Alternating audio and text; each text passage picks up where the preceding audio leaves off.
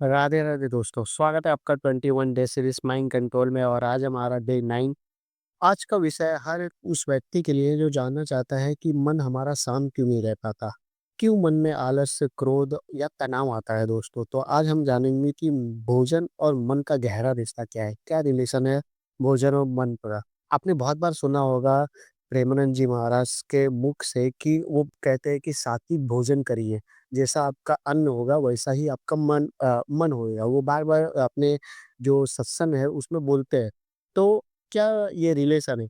तो सबसे पहले जानते हैं कि मन और भोजन का क्या संबंध है। भगवद गीता 17.7 में भगवान श्री कृष्ण कहते हैं कि आहार 3 प्रकार के होते हैं। पहला होता है सात्विक, दूसरा होता है राजसिक और तीसरा होता है तामसिक। जैसा आहार होगा वैसा व्यवहार होगा दोस्तों। यानी आपका खाना सिर्फ आपका शरीर नहीं बनाता दोस्तों, आपका मन, आपकी सोच, आपकी ऊर्जा भी बनाता है। सबसे पहले 3 प्रकार के भोजन होते हैं। सबसे पहला जो होता है वो होता है सात्विक आहार, जो कि शांति देने वाला होता है। ताजे फल, सब्जियाँ, दूध, घी, अन्न, हरी सब्जियाँ, भोजन जो हल्का, पौष्टिक और प्रेम से बना हो, उसे हम बोलते हैं सात्विक भोजन। ओके। इसका लाभ क्या होता है दोस्तों? इसका लाभ होता है जब आप सात्विक भोजन खाते हैं ना, तो आपके मन में शांति होती है, संतुलन रहता है, ध्यान में सहायक होता है ये। ओके। योगी लोग सिर्फ सात्विक भोजन ही करते हैं। अब आता है राजसिक आहार, उत्तेजना बढ़ाने वाला, जैसे तीखा, गरम, मसालेदार खाना, चाय, कॉफ़ी, ज़्यादा तला हुआ खाना। इसका क्या होगा? आपको जल्दबाज़ी रहेगी आपके मन में, गुस्सा, लोभ, बेचैनी रहेगी।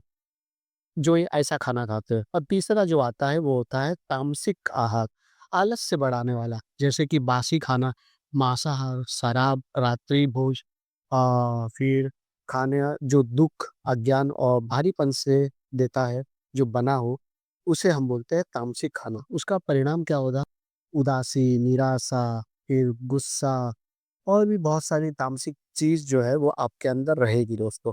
फॉर एग्ज़ाम्पल मैं आपको एक स्टोरी बताता हूँ जो कि प्रेमानंद जी महाराज जी ने अपने सत्संग में बताया था, तो उनकी प्रेरणा से ही ये स्टोरी बता रहा हूँ दोस्तों।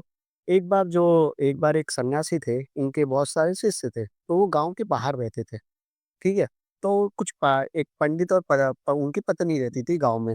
तो उन्होंने क्या किया, उन्होंने मतलब सन्यासियों को बुलाया खाने के लिए। तो पहले तो सन्यासियों ने मना कर दिया, ठीक है? बट बार-बार बोलने के बाद, बार-बार विनती करने के बाद सन्यासी क्या बोले, "ठीक है, हम रात को खाना खाने आ जाएँगे आपके घर पे।" जब रात को खाना खाने गए, तो खाना खा लिया उन्होंने, लेकिन जब सुबह हुई, तो जो शिष्य थे, गुरु के जो शिष्य थे, उनके अंदर क्या आया, काम भावना आ गई। तो जब गुरु ने देखा कि काम भावना आ गई इनके अंदर, तो ये कैसे आई? तब उन्होंने विचार किया और पाया कि रात का जो भोजन था, शायद उस वजह से आया है। तो उन्होंने दंपत्ति को बुलाया, जो भी पत्नी थी उनको उनको बुलाया कि आपने जब खाना बना रही थी, आपका विचार कैसा था? तब उन्होंने बताया कि मेरे को मतलब उनको बच्चा नहीं है। मुझे कोई भी बच्चा नहीं है, मुझे कोई भी संतान नहीं है, तो मैं खाना बनाने के टाइम पे संतान का विचार कर रही थी। तो क्या हुआ, जब वो विचार कर रही थी, तो वही विचार क्या हुआ, वही विचार खाने में ट्रांसफ़र हो गया। जब खाने में ट्रांसफ़र हुआ, तो वही खाना कौन खाए? वही शिष्य भी खाए। तो शिष्य के अंदर भी वही ट्रांसफ़र चला गया, इसलिए उनके अंदर भी काम भावना आ गई दोस्तों। इसलिए लोग कहते हैं कि जैसा जब आप खाना बनाएँ, तो खाना बनाने के टाइम पे आप राधा नाम का जाप करिए, अपने विचार अच्छे रखिए, भगवान का रूप मतलब ध्यान करिए। तो खाना बनाने के टाइम पे आपको गुस्सा और फिर और भी बहुत सारी चीज़ या विचार ऐसे सब नहीं रहने चाहिए, ठीक है? नहीं तो वो भी दूसरे के अंदर चले जाते हैं। और ये बहुत बार आपने देखा रहेगा कि जब आपकी मम्मी बहुत गुस्से में बनाती है, आप जब वो खाना खाएँगे या आप खुद वो गुस्से में बनाते हैं, तो जब आप खाना खाएँगे तो आपके अंदर और गुस्सा बढ़ जाता है दोस्तों। किस वजह से होता है? क्योंकि आपकी एनर्जी जो है वो ट्रांसफ़र हो रही है। मम्मी की एनर्जी आई खाने में, खाने से एनर्जी चली गई आपके अंदर। तो इसको एक एनर्जी ट्रांसफ़र भी बोलते हैं, ठीक है? आयुर्वेद क्या कहता है दोस्तों? जैसा अन्न होगा, जैसे अन्न जो है वो अमृत भी है और अन्न जो है वो विष भी है। जैसे सुबह का भोजन जो है वो उत्तम होना चाहिए।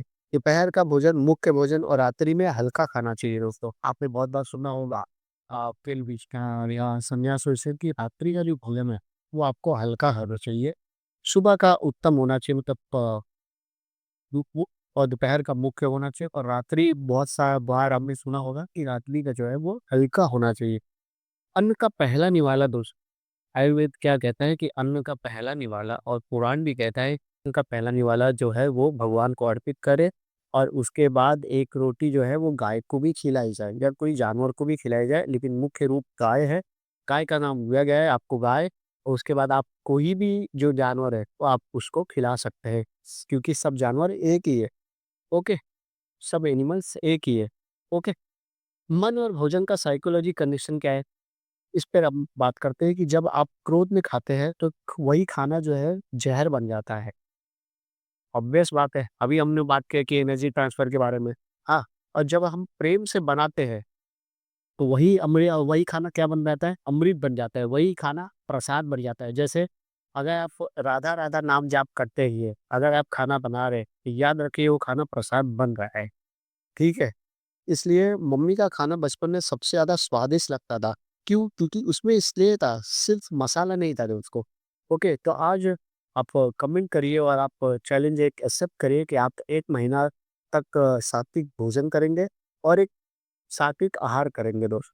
ओके, मांसाहार या राजसिक भोजन नहीं करेंगे, स्पेशली मांसाहार ये सब नहीं खाएँगे दोस्तों, क्योंकि एनिमल लवर ये नहीं है कि भाई सिर्फ़ आप कुत्ते को ही एनिमल मतलब एक डॉग को एक बिल्ली को, कैट को आप एनिमल लवर क्या कह कह रहे हैं।